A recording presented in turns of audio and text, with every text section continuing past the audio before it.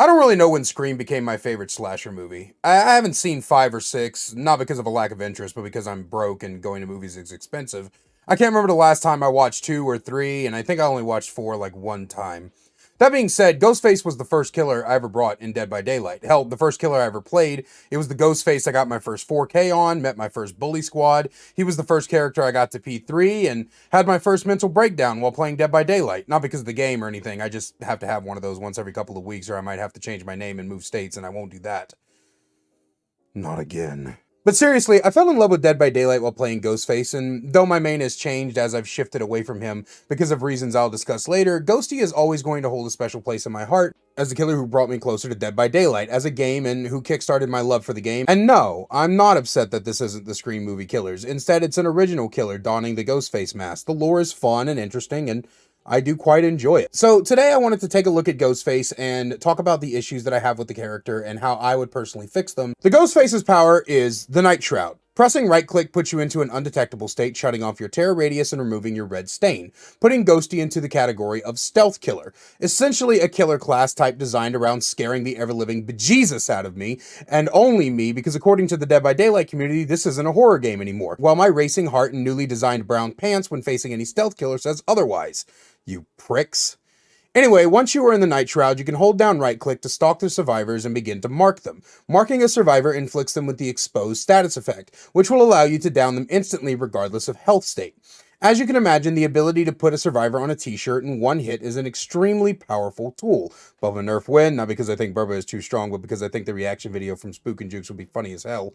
So it comes with a limiter, the reveal mechanic. And this here, viewer, this right here is the part of Ghostface's kit that makes me want to scream. But I promised myself I'd stop yelling in these videos, so let's go ahead and talk about it.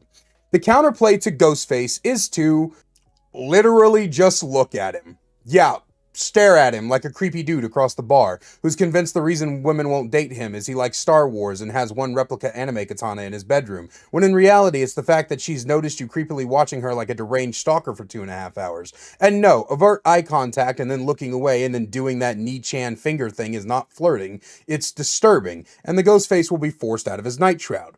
The mechanic does have a special caveat though. If I'm playing the Ghostface, I'll be instantly revealed through 4 walls over 3 rocks and from the next trial over, and if I'm playing Survivor, I can stare at old Ghosty for the length of the Avengers in-game and he will never come out of his stealth. It's a pretty complicated mechanic, but I am impressed by the developer's ability to code such a feature.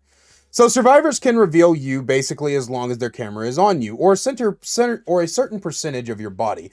I tried doing research to find out exact specifics, but I couldn't find anything positively concrete, and I'm not big enough yet in order to ask a game dev directly. But what this basically means is you can have one survivor be a little shit and follow the Ghostface around from a safe distance, just revealing him over and over again, essentially locking you out of your power. They can reveal you when hooked, when on the ground, when on a gen, when in chase, when they're doing their taxes, taking a shower, masturbating, watching Grey's Anatomy reruns, in a car, on a plane, or doing any crazy thing, essentially locking you out of your power for the whole match, turning you into a bare bones M1 killer, and it all gets really frustrating really fast. While being revealed, a group of white lines will show up to show you where you're being revealed from. You're supposed to use these to duck out of sight, but I've had several instances in over my 100 games of playing Ghostface where I'll immediately duck behind a wall and get revealed anyway. Now, after getting revealed, the survivor is revealed to you with the killer instinct, but again, the problem is that they can reveal you from a safe distance and get away from you before you have the chance to catch up. And if you're revealed by somebody on hook or dying state, the killer instinct thing doesn't help. So it becomes quite apparent that what needs to be fixed is this reveal mechanic, and a few add-ons, because I might as well tackle those while we're here.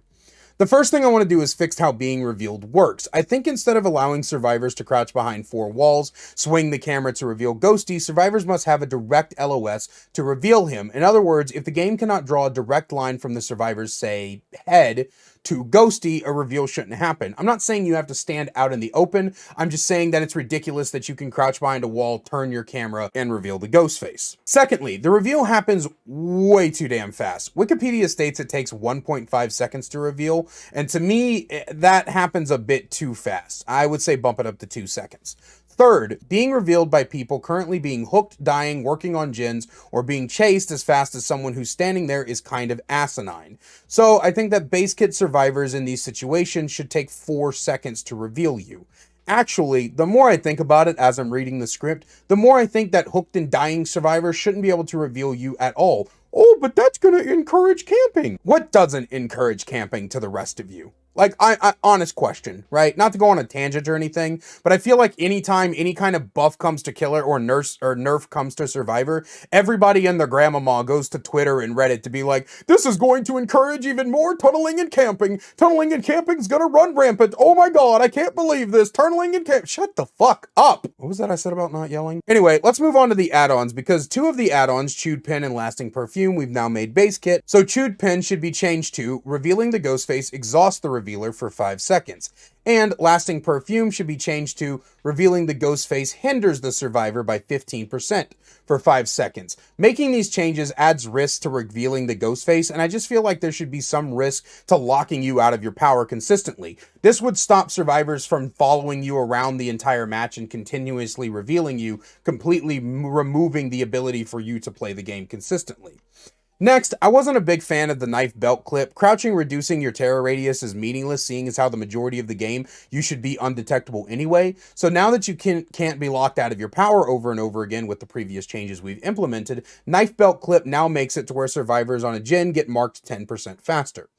For victim detailed routine, I felt like marking them to make them exhausted was a bit too weak, and some might disagree with me, but to me, I feel like it'd be better to make it to where marked survivors cannot fast vault for 10 seconds after being marked. Night Vision Monocular's effect, which we gave to Chewed Pen, was too weak to be a purple add-on, which is why I gave it to Chewed Pen, and instead make marked survivors have their auras shown for 7 seconds. And that's my fixes for the ghost face. I hope you enjoyed this video, and if you did, don't forget to like and subscribe, as it really helps me out in the algorithmic dance revolutions, and also feeds my ego. And if you want to hang out with me live, you can head over to Twitch and my Discord to chat with me about any and everything. And if you want to support me and get something in return, we also have merch linked in the description. But that's all for today. I love you all, and I will see you in the next one.